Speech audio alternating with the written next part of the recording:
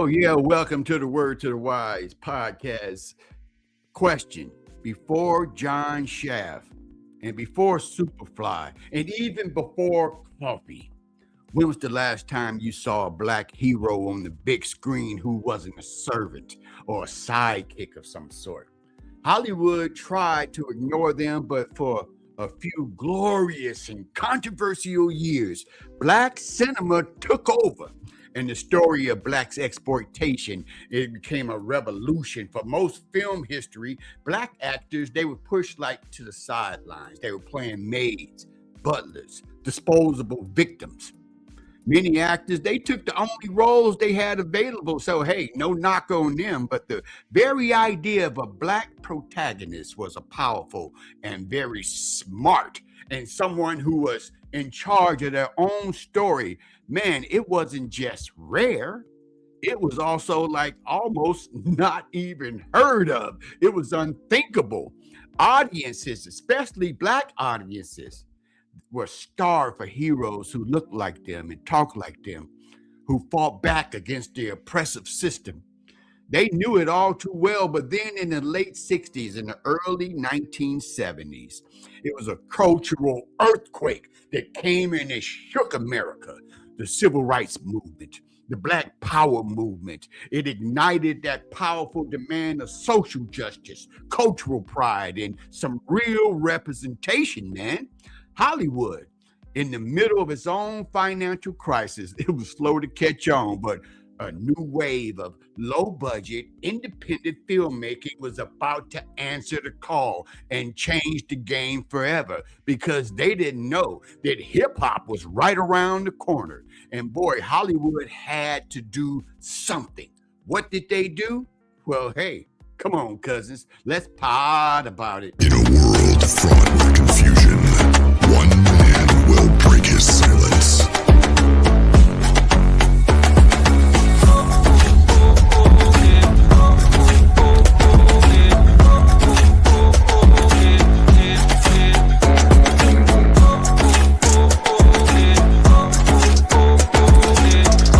There was only one man for the job.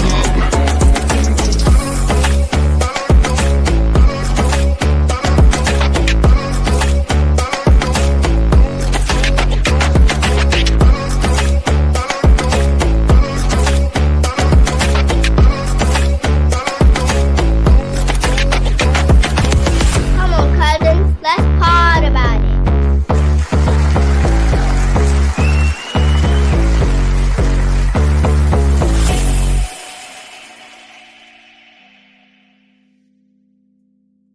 Oh, the cultural revolution, it did not start with a whisper. It started with a big and loud, defiant roar. Welcome, you guys, to the funkiest show this side of the Pecos. Who, me? I'm just your friendly neighborhood guide and your liaison for this journey that we call life. Word to the wise with the exclamation point, doing it like we always do. And before we get started, always got to give it up for Pops and Fat Mama. Put your hands together, ladies and gentlemen, because I got a very interesting topic. As a matter of fact, it's more of one topic. It is a series that I'm going to be dropping right here in February 2026, starting with this one. And it is called the Black Cinema Celebration of Black Movies. There are a lot of them, but here in episode number 63, season 2, this Black Cinema Celebration, we're going to be talking about Black exploitation, or Blaxploitation, as they like to say it, Blaxploitation. And it started in 1971. It was a filmmaker, and his name was Melvin Van Peebles. You got to say that name and say it loud and say it twice. Let me put his picture up here on the screen real quick. I want you to see what Melvin had to do. He made a movie and it launched a lot of different things, you guys. And this movie was so important. But how did it come about? It was called Sweet Sweetbacks, badass song. I love that title. It was made on a tiny budget, and it was most in part from a loan from Bill Cosby. Van Peebles wrote it. He directed it, scored, starred in the film himself. It was a story of a sex worker who goes on the run from the man. And after he witnessed police brutality against a member of the Black Panther Party, the film was raw. It was gritty, and it was dedicated to all them brothers and sisters out there who had enough. They had enough of being pushed around. So he went out there and he had to make his own movies. He had to do it by himself. And he launched, I don't even know if he knew, but he launched his own genre. Yes, he did. And it was a beautiful thing because that movie, you got to watch it. Every movie that I mentioned right here, you got to watch these movies because they are playing to what we came from. Now, keep in mind, there were movies before these in the 70s, but some of them, they had to take the roles that were available. Like I said, it is no knock on them. No, it's not. But Black audiences, they were starved for some heroes, somebody who looked like them and talked like them. And it seems that the money only went for representation that did not look like us at all. So here, we're going to part about it. We're going to start off with Melvin Van Peebles. He unleashed Sweetback's badass song, and it was made on a little tiny budget. But it was about police brutality is what it was. It was against a member of the Black Panther Party, and it was gritty and it was dedicated. So it became what box office smash.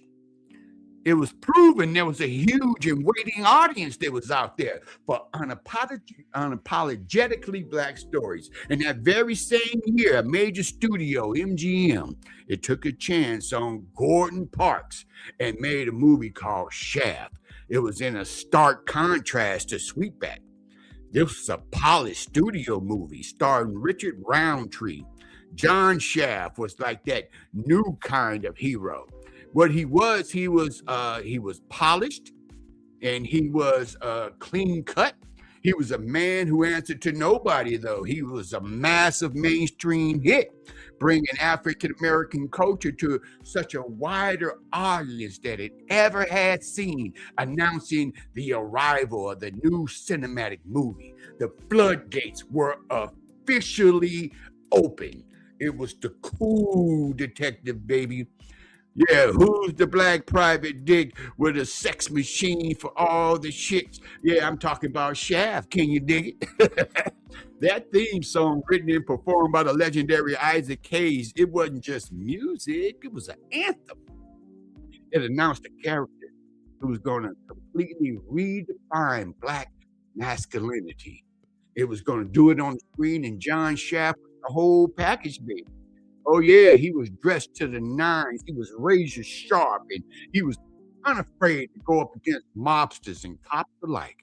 And he was an empowered Black hero, playing by his own rules.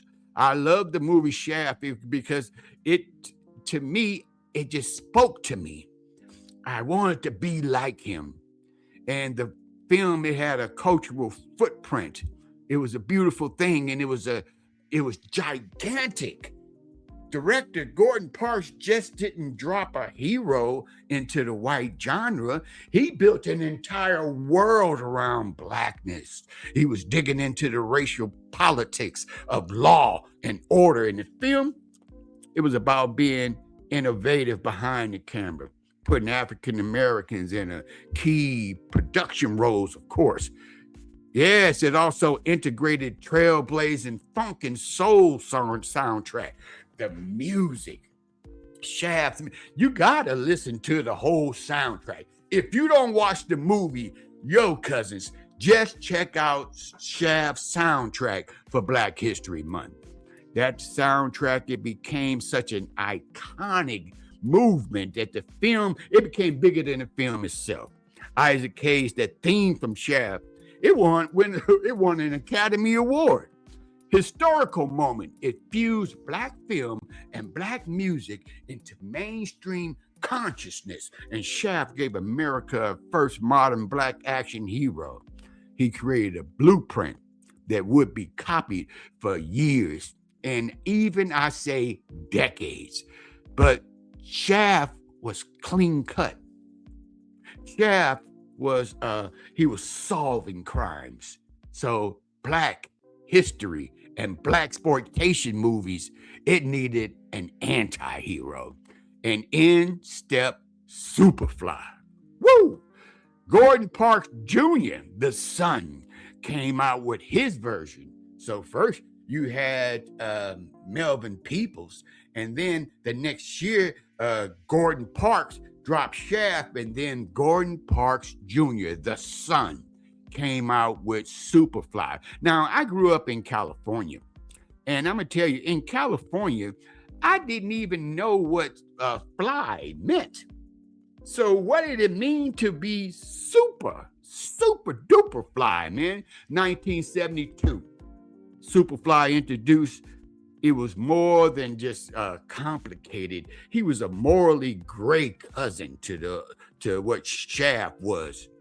And the film was about young blood priest, a charismatic cocaine dealer, trying to pull off one last huge score before getting out of life for good. Superfly, it was controversial from the jump. It was not like Shaft.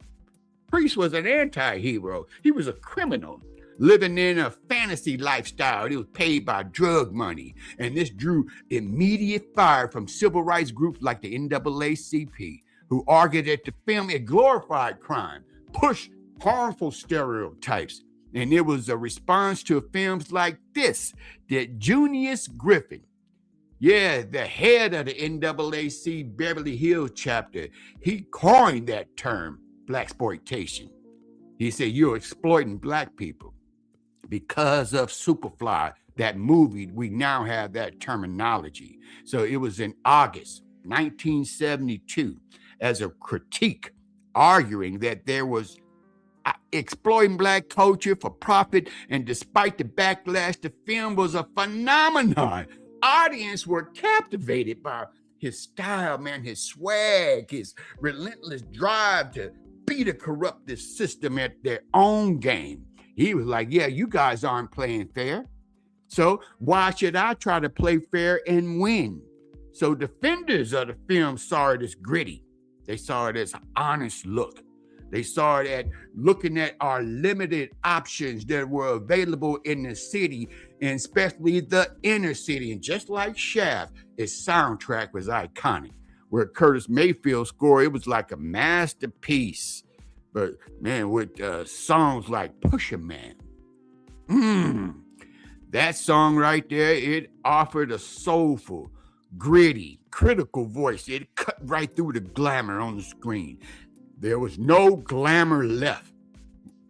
We had men stepping up into these powerful roles, Black protagonists, and all of a sudden we felt there was a void. So what happened next? Cousins, you got to check this out. And before we do, I want to ask you to go ahead and subscribe to this channel. Give me a like and a comment. And also, if you would like to be able to support this program, support Word to the Wise. Trust me, no love offering is too small and none is too big. You can catch me on Cash App, the Cat Daddy in the mix. So we had all these men, they were out there doing their thing, but guess what? Guess who stepped on the scene, ladies and gentlemen? You got it, Coffy.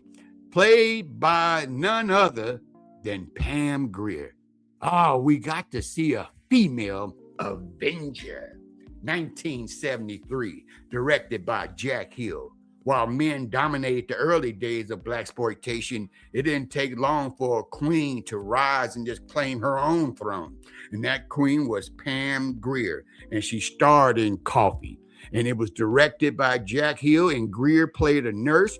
And after her little sister get hooked on heroin, she turned into a one-man or one-woman army, I should say, bent on revenge against those drug dealers, those pimps, and those crooked cops. So whereas we had Shaft, and Sweetback, who were out there doing things inside the confines. And then you had Superfly operating outside the system. Coffee came and said the system itself is the problem. And she went after the crooked cops and the pimps alike. Both of you, all of you responsible. So Coffy was a revelation. It was one of those first action films to even star a strong, independent black woman in the lead. Pam Grier wasn't a damsel in distress. She was the danger. Let me say that again. She was not some come help me and clutching her pearls. No, she was the problem.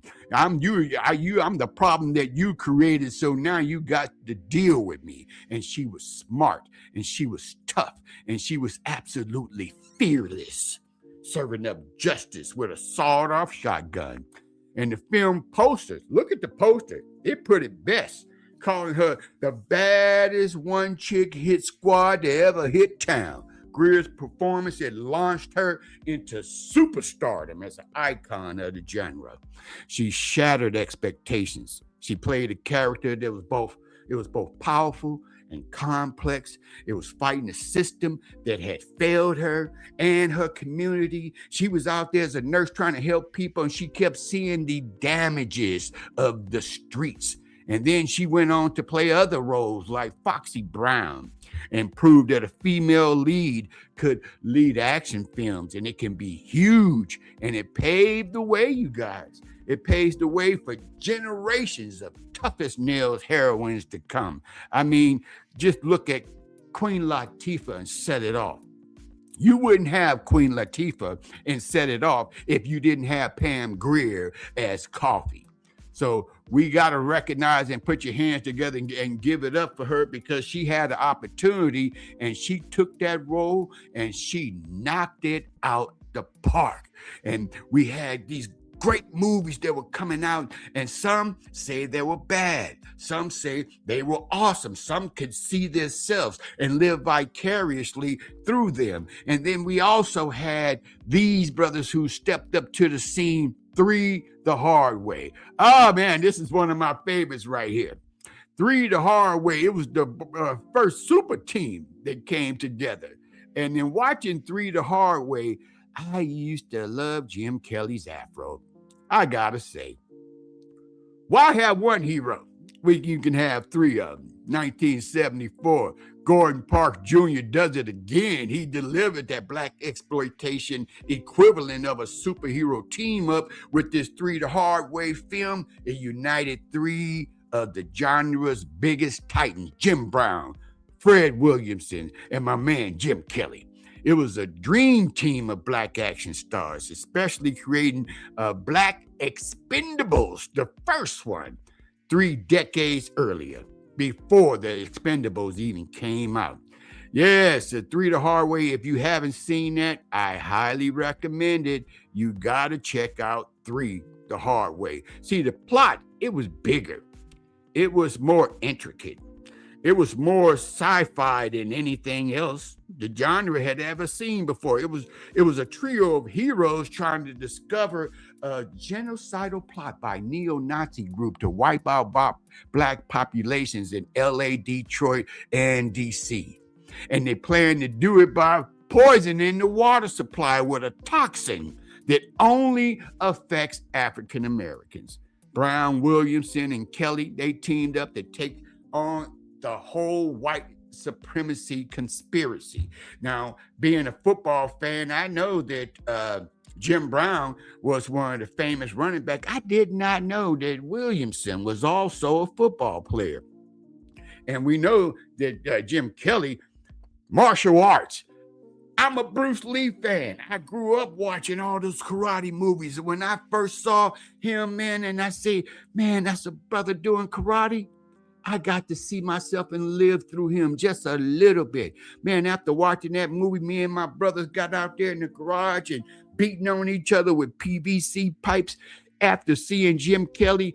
I was I believe, in junior high and had wood shop. Every brother from the hood was in there making some illegal nunchucks, and in metal shop making throwing stars. We were just enamored by Jim Kelly. So when you take on the white supremacy conspiracy, it was an explosion of action. It was moving the fight from the inner city to a battle against a full-blown evil empire. And the film just elevated its heroes to near superhero status. It was creating that ambitious and ultimate example of the genre. It was powerful. Love that movie. And I want to get you guys to get a deep dive here on Word to the Wise. I got a quick little 1-minute video. I want you guys to check this out. And it's going to break down the necessity of why exploitation, I keep saying exploitation, Blaxploitation came to be. Check this out. Have a comment on the backside. In the late 1960s, Hollywood was in trouble. The white middle class, their biggest audience, was emigrating to new suburbs, leaving cinemas in city centres with declining revenues and films without viewers. It would be years before multiplexes redefined the cinema landscape in the States. Meanwhile, black working class people, the majority of city dwellers, were celebrating the passing of the Civil Rights Act, but were left adrift by the respectability politics of the black middle class, and felt without representation. This was the situation facing Melvin Van Peebles, a black filmmaker who felt that he could make a film that accurately represented the experiences of the black working class. I got tired of seeing the movies where, they're gonna do the lights now tonight. They're sending so and so to the last mile, and there's always a brother with extra Vaseline standing at the bar. I just got tired of seeing that. So I thought, do it yourself. Here you can see clear signs of the visual aspects of blaxploitation, liberal use of zooms, an almost sepia colour palette and grainy film, resulting both from the cheap production values and the desire by directors to make the films lively and full of movement. Blaxploitation became a full-on craze, launching the careers of some prominent black actors like Fred Williamson and Pam Grier. Predominantly focused on crime, the blaxploitation style was applied to other genres, like horror, kung fu, and westerns. By the mid-1970s, controversy from more conservative black activists and formulaic knockoffs led to waning enthusiasm for blaxploitation films. While Hollywood had been happy to make money out of black audiences, it's clear that blaxploitation was seen as a fad, and sadly, many of the talented people working on these films didn't work again for years. Until a resurgence in popularity in the 1990s, which coincided with the birth of new black realism, including movies like Boys in the Hood. These pictures were created by the first generation of black filmmakers who grew up with blaxploitation, and with their stylish visual flourishes, crime narratives, and charismatic performances, evoked blaxploitation while focusing on more grounded stories. From the energy of these movies, and from the innovation and subversive spirit of blaxploitation, we can draw hope that representation behind and in front of the camera will continue to improve. While those movies that we just talked about, they were all fictitious, but this one here, it offered an escape from the fantasies. In 1974, we got The Education of Sonny Carson. Sonny Carson was a great movie, and it was gritty as all those others, but it was based on an autobiography. The Education of Sonny Carson. It gave us a dose of some harsh reality, man. It was directed by Michael Campus. Movie was based on the best-selling novel by Sonny Carson himself, a real-life activist. And what he did, he chronicled his painful and promising honor of being a student in Brooklyn to a life of gang violence. You got to take a look at it, because what it does, it digs a little bit deeper and cuts a little bit harder, because you know this is stuff that has really happened. It is not a kung fu action. It is not about a fictitious pimp or a black detective like the other movies. It was not about winning either. It was about surviving. It was about evolving, and it had a cultural impact, and it also was controversial. So blaxploitation was a whirlwind style and attitude. It exploded out of the theaters, you guys, and it shaped music, fashion, pop culture. It gave funk and soul soundtracks and legendary. It became the fashion from slick leather coats to high platform shoes that defined that whole look of the 70s, that badass attitude. Left a deep mark, especially on hip hop, which was right around the corner, man. But the controversy didn't die down. The question raged on. This is empowerment, or is this just another kind of exploitation? We have a lot of people who were against it. And there's one movie that I don't know if it even follows inside of black exploitation, but it's one of my favorites. Coolie High, baby. Hey, Coolie High. If you have not seen that movie, put it on your must-see for this Black History Month. We look at, it's a coming of age story.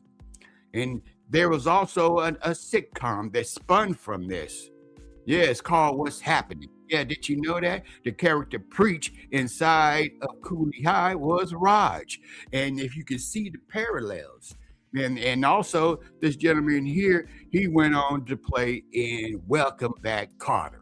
So we argue for the first time on the other side that black actors, they were heroes in their own stories. They just had the opportunity to stop playing maids and shuffling and fetching, and they were fighting against black oppression. They was fighting against white oppression, and it was a clear step up from the victims and sidekicks. See, this is a complicated legacy, and it's at the heart of the genre. It was problematic. It was celebrated. It was also condemned. All of that at the same time. It made it something different. So in conclusion, this era, it was messy. It was vibrant. It was totally necessary. It was a revolution, and it was born from a deep cultural hunger to see black faces on the screen, and not as punchlines, but as heroes. And for a brief, explosive moment, filmmakers like Melvin Van Peebles, Gordon Parks and Gordon Parks Jr., and stars like Richard Roundtree and Pam Grier, they grabbed control of their own narrative, and they created a cinematic world that was unapologetically, powerfully black. And while the films were righteously called out for their stereotypes and all the other excesses like in Superfly, they celebrated their own defiant spirit of empowerment. And they challenged Hollywood, and they saved Hollywood. Hollywood, everybody had moved out. Yes, they had moved out to the suburbs, and there was no theaters out there, not until the multiplex was born. But in the inner city where the theaters was, they stopped funding them. And that's why people like Melvin Van Peebles had to go out and fund his own movie. Thank you.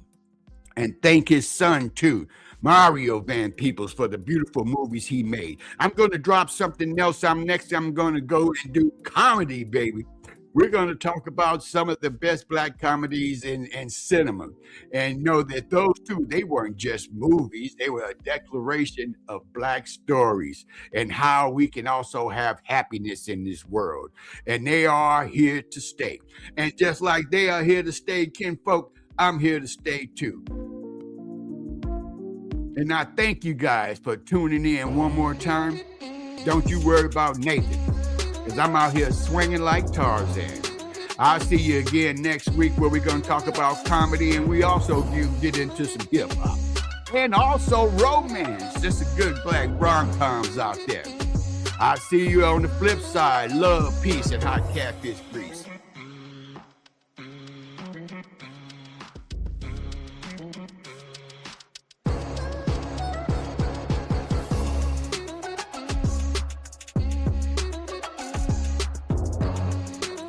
I hope you like the podcast, and you really like the podcast, Come on, be serious. and you really like my podcast.